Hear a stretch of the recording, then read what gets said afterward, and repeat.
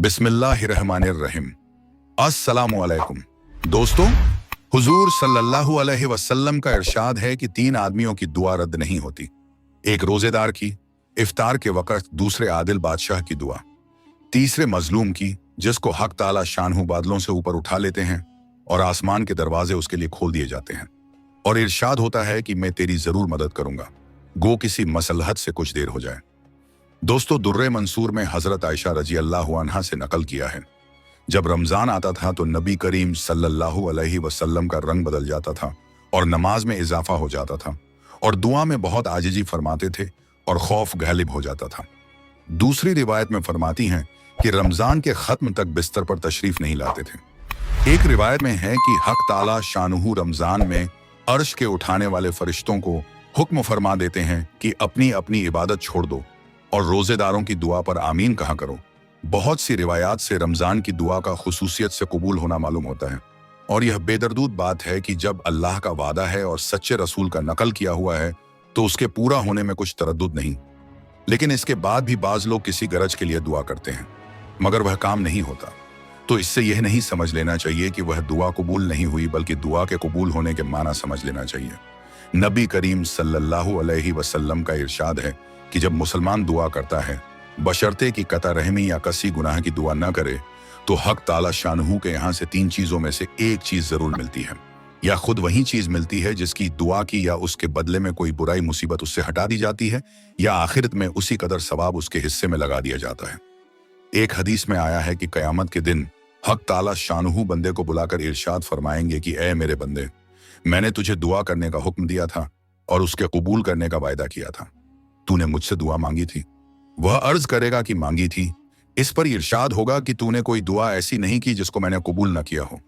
तूने फलान दुआ मांगी थी कि फलान तकलीफ हटा दी जाए, मैंने उसको दुनिया में पूरा कर दिया था, और फलान गम के दफा होने के लिए दुआ की थी मगर उसका असर कुछ तुझे मालूम नहीं हुआ, मैंने इसके बदले में फलान अजर व सवाब अब तेरे लिए मुतय्यन किया।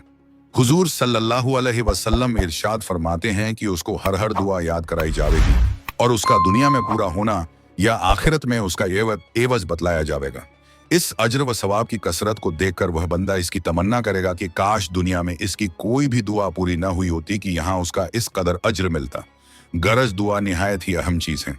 इसकी तरफ से गफलत बड़े सख्त नुकसान और खसारे की बात है, और जाहिर में अगर कबूल के आसार न देखें तो बददिल न होना चाहिए। दोस्तों, इससे यह भी मालूम होता है कि इसमें भी हक ताला शानुहु बंदे ही के मसाले पर नजर फरमाते हैं। अगर उसके लिए उस चीज का अता फरमाना मसलहत होता है तो मरहमत फरमाते हैं, वरना नहीं। यह भी अल्लाह का बड़ा एहसान है कि हम लोग बसा औकात अपनी नाफहमी से ऐसी चीज मांगते हैं जो हमारे लिए मुनासिब नहीं होती।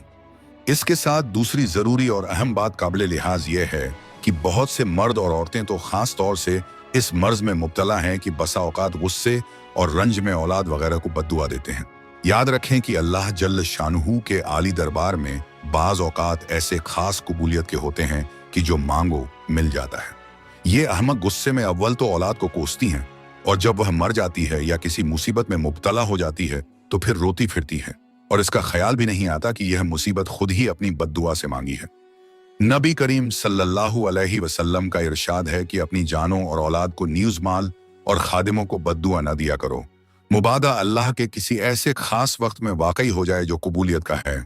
बिलखुसूस रमजानुल मुबारक का तमाम महीना तो बहुत ही खास वक्त है, इसमें एहतमाम से बचने की कोशिश अशद जरूरी है। हजरत उमर रजी अल्लाहु अन्हु हुजूर अकरम सल्लल्लाहु अलैहि वसल्लम से नकल करते हैं कि रमजानुल मुबारक में अल्लाह को याद करने वाला शख्स बख्शाया है और अल्लाह से मांगने वाला नामुराद नहीं रहता।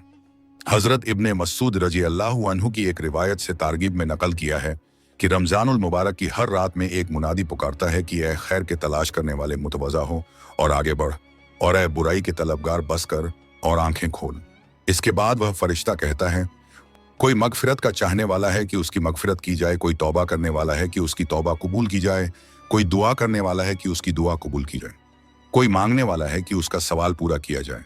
इस सब के बाद यह अम्र भी निहायत जरूरी और काबिल लिहाज है कि दुआ के कबूल होने के लिए कुछ शराइत भी वारिद हुई हैं कि उनके फौत होने से बसा औकात दुआ रद्द कर दी जाती है। मिन जुमला इनके हराम गिज़ा है कि इसकी वजह से भी दुआ रद्द हो जाती है। नबी करीम सल्लल्लाहु अलैहि वसल्लम का इरशाद है कि बहुत से परेशान हाल आसमान की तरफ हाथ उठाकर दुआ मांगते हैं और या रब करते हैं, मगर खाना हराम, पीना हराम, लिबास हराम। ऐसी हालत में कहाँ दुआ कबूल हो सकती है? मुवर्रिखीन ने लिखा है कि कूफे में मुस्तजाब दुआ लोगों की एक जमात थी। जब कोई हाकिम उन पर मुसल्लत होता तो उसके लिए बद दुआ करते, वो हलाक हो जाता।